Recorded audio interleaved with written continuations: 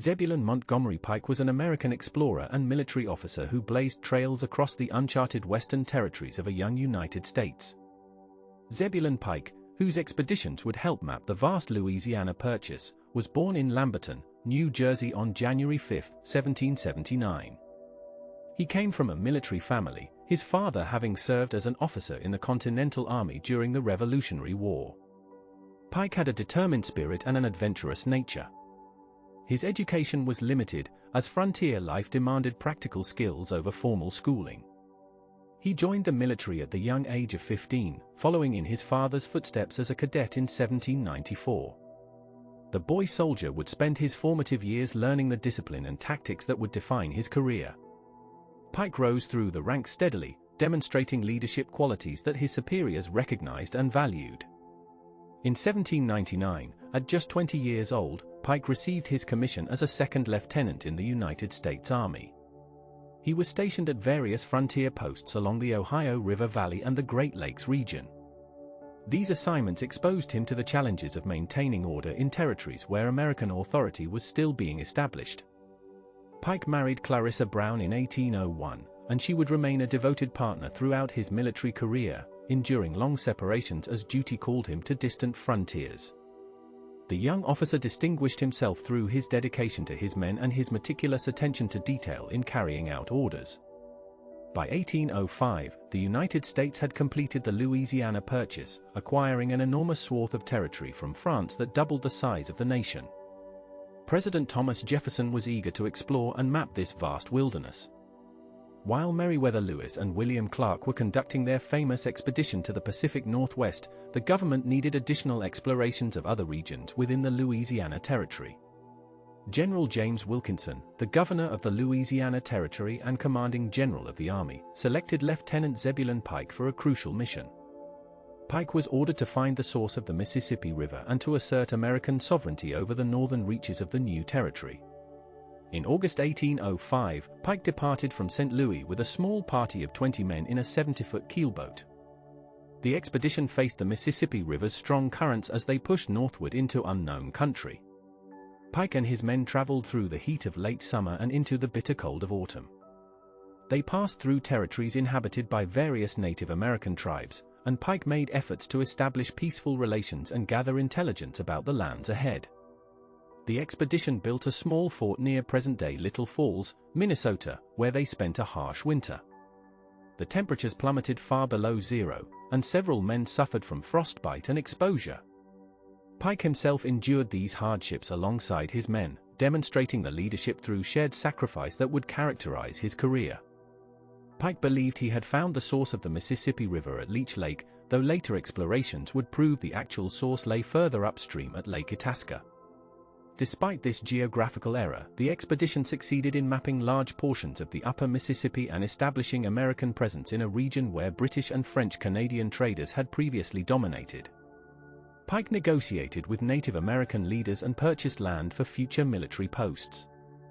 He returned to St. Louis in April 1806, having lost no men despite the extreme conditions. The expedition had covered approximately 5,000 miles in 8 months, a remarkable achievement given the primitive conditions and the severity of the winter they endured. Pike had little time to rest before General Wilkinson assigned him another, even more ambitious mission. In July 1806, just 3 months after returning from the Mississippi expedition, Pike was ordered to explore the southwestern portion of the Louisiana Purchase. His official instructions were to escort a group of Osage Indians back to their homeland, to make contact with the Comanche tribes, and to explore the headwaters of the Arkansas and Red Rivers.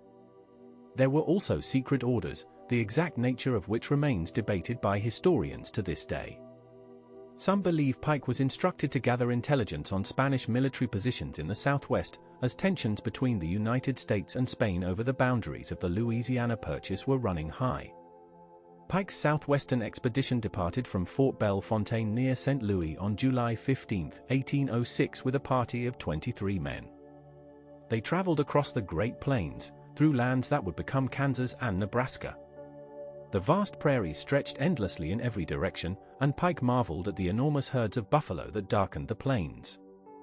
The expedition made contact with the Pawnee Indians, who informed Pike that a Spanish military force had recently passed through the region searching for the American explorers. The Spanish authorities viewed Pike's expedition with suspicion, believing it was a reconnaissance mission preparing for American expansion into Spanish territory. As autumn turned to winter, Pike pushed his expedition westward toward the Rocky Mountains. In November 1806, Pike and his men caught their first glimpse of the majestic peak that would later bear his name. Pike's Peak, rising over 14,000 feet above sea level, dominated the horizon. Pike attempted to climb the mountain but was turned back by deep snow, bitter cold, and the sheer difficulty of the ascent. He famously wrote in his journal that he believed the peak would never be climbed, though later mountaineers would prove him wrong. The mountain that defeated him would become his most enduring legacy, a landmark known to millions of Americans who would later travel westward. Pike led his men southward along the front range of the Rockies, searching for the headwaters of the Red River. The winter of 1806 to 1807 was brutally cold, and the expedition was poorly equipped for mountain travel in such conditions. The men's clothing was inadequate, their supplies were running low, and several suffered from frostbite so severe that their feet froze solid.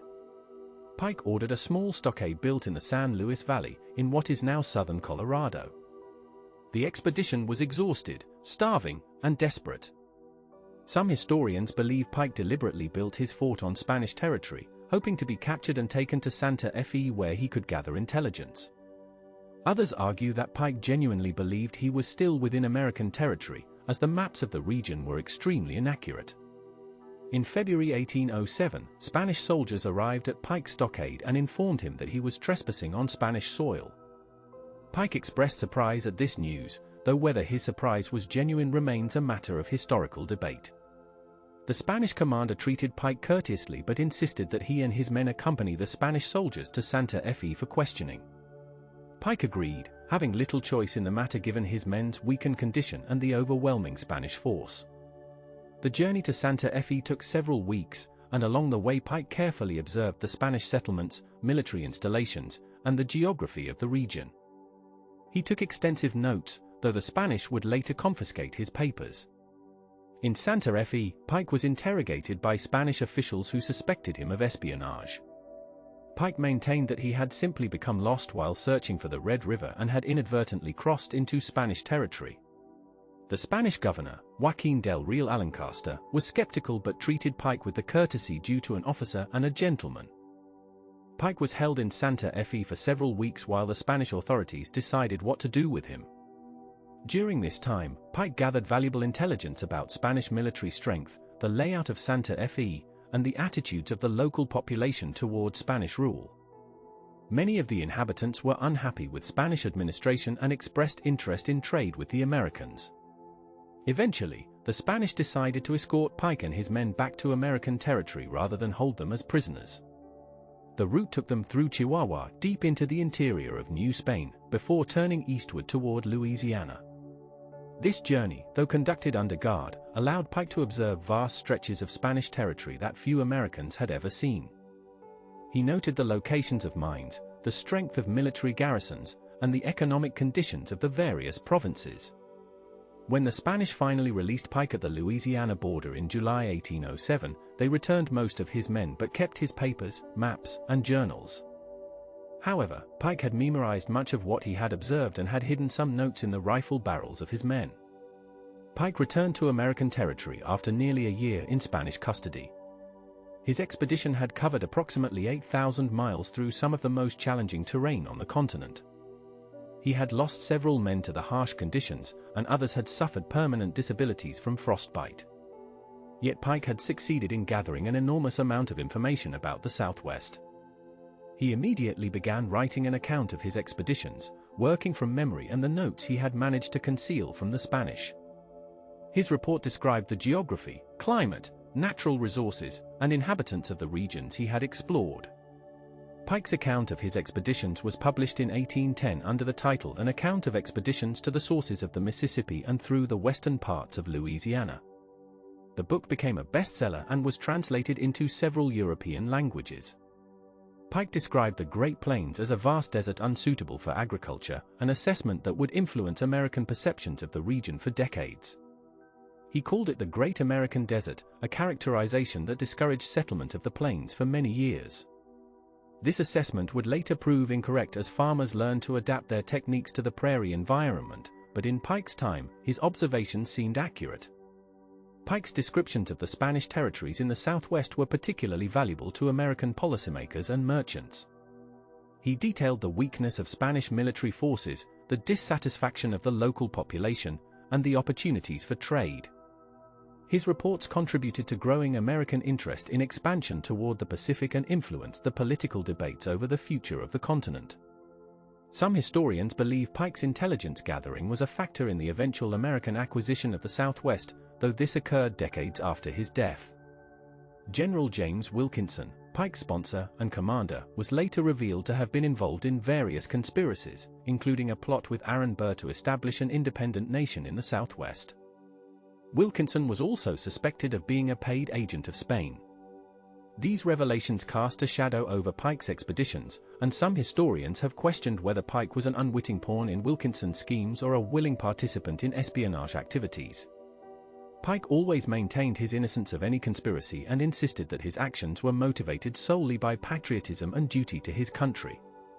Most modern historians believe Pike was honest in his claims and that he was simply following orders without full knowledge of any hidden agendas his superiors might have had. Pike continued his military career after returning from the Southwest. He was promoted to captain and later to major, serving at various frontier posts. He wrote military treatises and worked to improve the training and discipline of American forces. Pike was a serious student of military science, studying the campaigns of Napoleon and other great commanders. He believed strongly in the importance of professional military education and rigorous training.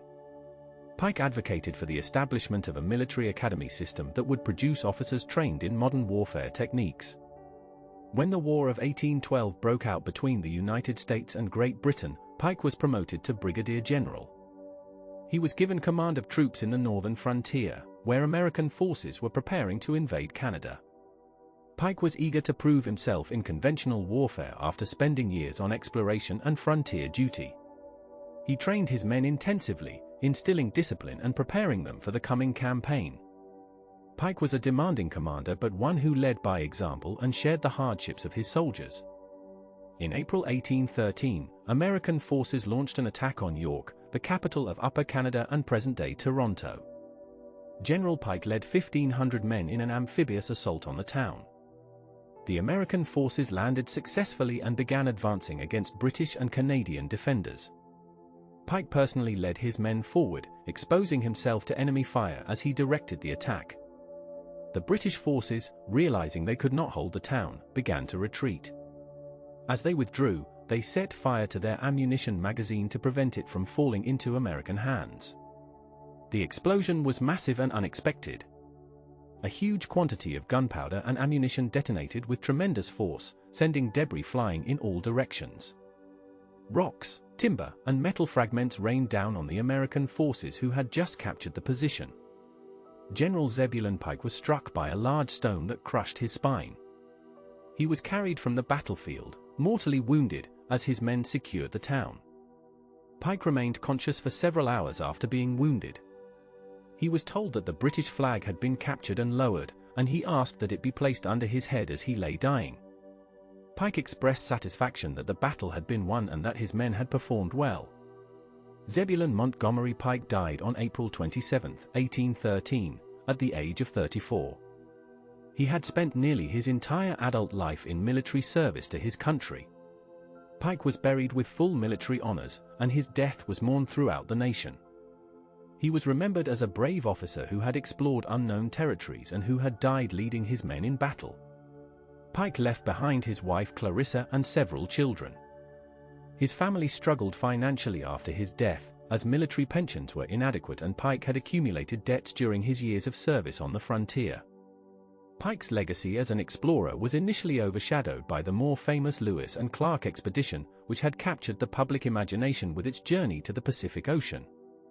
However, Pike's contributions to American expansion were significant. He provided the first detailed descriptions of the Great Plains and the Rocky Mountains for American audiences. His reports on the Southwest gave American leaders crucial intelligence about Spanish territories and influenced future expansion policies. The mountain that bears his name became one of the most recognizable landmarks in the American West, a symbol of the frontier spirit and westward expansion. Pike's expeditions helped establish American claims to the vast territories of the Louisiana Purchase. His interactions with Native American tribes and his observations of Spanish settlements provided valuable information for future diplomats and military planners. Pike demonstrated the courage and determination that characterized the generation of Americans who pushed the boundaries of their young nation ever westward. He explored regions that would later become some of the most important states in the American Union, including Minnesota, Colorado, Kansas, and New Mexico. The city of Pikes Peak, Colorado Springs, and numerous other geographic features across the West bear Pike's name, testament to his enduring impact on American geography and history. Pike was a complex figure, a military officer who served his country faithfully but who also operated in a murky world of frontier politics and international intrigue. He was an explorer who made significant discoveries but also significant errors in his geographical assessments. He was a leader who inspired loyalty in his men but who also drove them through terrible hardships in pursuit of his objectives. Zebulon Pike represented the spirit of early 19th century America, a nation eager to explore and claim the vast territories of the continent, willing to take risks and endure hardships in pursuit of national expansion. He was a product of his time, shaped by the values of military honor, patriotic duty, and manifest destiny that drove American expansion westward. Pike's relatively short life was packed with adventure, hardship, and achievement. From his teenage enlistment in the army to his death on a Canadian battlefield, Pike devoted himself to military service and to expanding American knowledge of the continent. His expeditions, though less celebrated than those of Lewis and Clark, were crucial to American understanding of the Louisiana Purchase territories. His military leadership, though cut short by his early death, demonstrated the qualities of courage and dedication that the young American military needed in its conflicts with European powers. Pike was in many ways a typical American officer of his era, ambitious, patriotic, and willing to endure great hardships in service to his country. Yet he was also exceptional in his determination, his leadership abilities, and his willingness to venture into unknown territories with inadequate resources and support. Zebulon Montgomery Pike died as he had lived, in service to his country and leading his men in difficult circumstances. His death at York was mourned as the loss of a promising young general who might have achieved even greater things had he lived. His legacy as an explorer and military officer endures, commemorated in the names of mountains, cities, and counties across the American West. Pike was even in death a symbol of American courage and the spirit of exploration that drove the young nation to expand across the continent, claiming territories and establishing the boundaries that would define the United States for generations to come.